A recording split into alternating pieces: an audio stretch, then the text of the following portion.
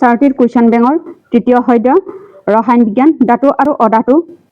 part 3 প্ৰশ্ন উত্তৰ আমি কেনেকৈ কৰিম চাওঁ হা কুৱেশ্যন নম্বৰ 34 এটা ক্ষাৰকীয় ধাতু এ পানীৰ সৈতে বিক্ৰিয়া কৰি এটা যৌগ বি আণৱিক ভৰ 40 উৎপন্ন কৰে বি যৌগটোৱে এলুমিনিয়াম অক্সাইডৰ সৈতে বিক্ৰিয়া কৰি দ্ৰৱণীয় যৌগ চি উৎপন্ন কৰে এ বি আৰু চি হ'ব ইয়াৰ কোনটো উদ্ধ হ'ব ইয়াৰ ডিটো উদ্ধ হ'ব সোডিয়াম ধাতুৱে পানীৰ সৈতে বিক্ৰিয়া কৰি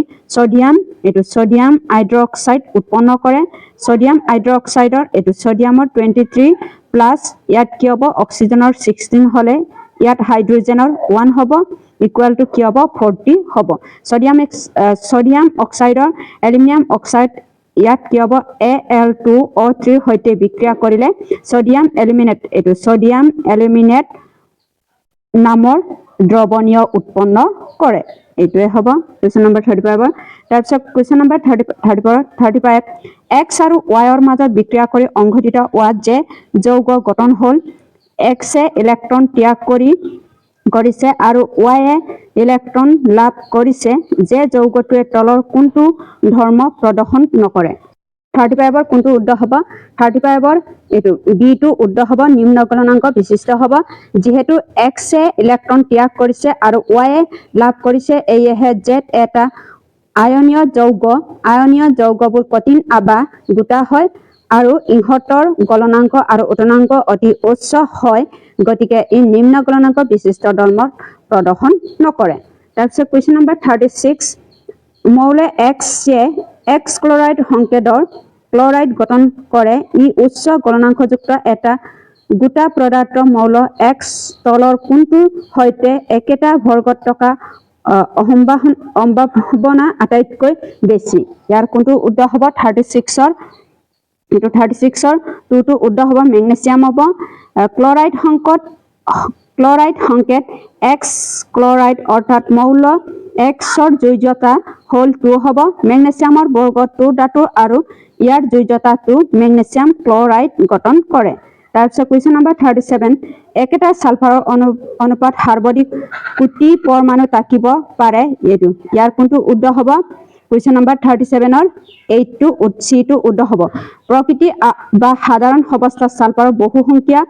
বহু পৰমাণু অণু হিচাপে থাকে আৰু ইয়াৰ সংকেতটো S8 হ'ব কুৱেশ্যন নম্বৰ 38 ৰাস্তাত খোজ কাঢ়োতে বিক্ৰমে লক্ষ্য কৰিলে যে কাষত পৰি থকা লোহাৰ নীলাবোৰে ওপৰত মামৰে ধৰিছে ইয়াৰ ওপৰত ভিত্তি কৰি বিক্ৰমে কেইবাটাও কাৰণত উল্লেখ কৰিছে যাৰ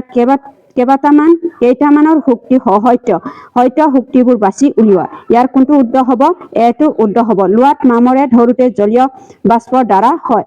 লোহাৰ মামৰে ধৰিবলৈ বায়ু অক্সিজেন আৰু জলীয় বাষ্পৰ দুয়োটাৰে প্ৰয়োজন হয় জলীয় বাষ্পৰ বায়ু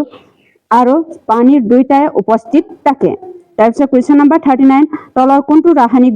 সমীকৰণৰ দগ্ধীকৰণ এটা উদাহৰণ ইয়াৰ কোনটো উদ্ধ হ'ব এই দগ্ধীকৰণ উদাহৰণ 39 ৰ কোনটো উদ্ধ হয় 39 ৰ এটো উদ্ধ হ'ব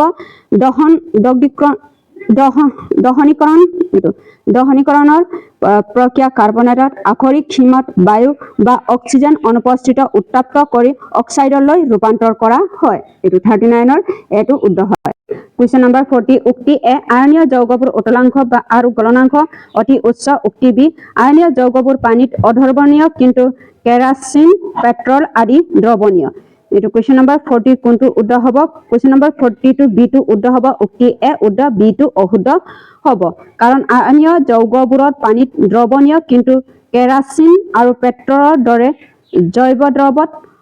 দ্ৰৱত অদ্ৰৱণীয় গতিকে বি উক্তিটো ভুল হয় কুৱেশ্যন নম্বৰ 41 যৌগ কেলছিয়াম অক্সাইড ক্লৰাইড সাধাৰণ নামটো হৈছে ইয়াৰ সাধাৰণ নামটো কি হ'ব এটো উদ্ধ হ'ব ব্লিচিং পাউডাৰ হ'ব সাধাৰণ নামটো ব্লিচিং পাউডাৰ বুলি কোৱা হয় কুৱেশ্যন নম্বৰ 42 এজন শিক্ষাৰ্থীয়ে দুবিধ পদাৰ্থৰ লগত কৰা ক্ৰিয়াকলাপৰ পৰ্যবেক্ষণ তালিকাত দেখুওৱা হৈছে এইটো 42 ৰ কোনটো উদ্ধ হয় 42 ৰ চি2 উদ্ধ হ'ব এইটো দিয়া আছে এইকেইটা x y কটাৰীৰে কাটিলে হাতুৰীৰে কোবালে তলৰ কোনটো উদ্ধ হ'ব তলৰ এইটো চি2 উদ্ধ হ'ব x2 ধাতু y2 অধাতু দাঁতু নমনীয় অৰ্থাৎ হাতুৰিৰে পিটিলে পাতল পাত এচটা কৰিব পাৰে আকৃতি সলনি হয় আনহাতে অধাতুবোৰে টুনুকা হাতুৰিৰে কোবালে গুৰি বা পাউডাৰ হৈ যায় এইটো কুৱেশ্যন নম্বৰ 43 তলত দিয়া কোনকেইটা একত্ৰীকৰণ উদ্ধ ইয়াৰ কোনটো একত্ৰীকৰণ উদ্ধ হ'ব 43 এইটো ডি টো উদ্ধ হ'ব 2 এইটো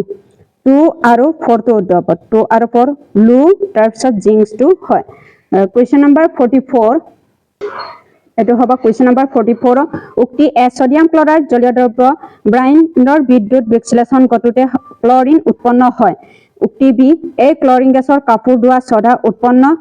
উপাদানবোৰৰ ব্যৱহাৰ কৰা হয় ইয়াৰ কোনটো উদ্ধ হ'ব 44 এটো 44 বি টো উদ্ধ হ'ব উক্তি এ আৰু উক্তি আৰু বি টো অশুদ্ধ হ'ব উক্তি এ উদ্ধ আৰু বি এ এটো কি হ'ব এটো কাপোৰ ধোৱা ছডা প্ৰস্তুত কৰিবলৈ ক্লোৰিন প্ৰয়োজন নহয় ইয়াত সলভেৰ প্ৰক্ৰিয়া ব্যৱহাৰ কৰা হয় তাৰপিছত কুৱেশ্যন নম্বৰ 45 উক্তি 1 এচিড অনুঘটৰ উপস্থিত কাৰ্বক্সিলিক এচিডৰ আৰু এলকহলৰ পৰা এষ্টাৰ উৎপন্ন হয় উক্তি 2 সোডিয়াম অক্সাইড এটা কাৰকীয়ৰ লগত বিক্ৰিয়া কৰিলে এষ্টাৰ পুনৰ এলকহল আৰু কাৰ্বক্সিলিক এচিডৰ সোডিয়াম লৱণলৈ ৰূপান্তৰ হয় ইয়াৰ কোনটো উদ্ধ হ'ব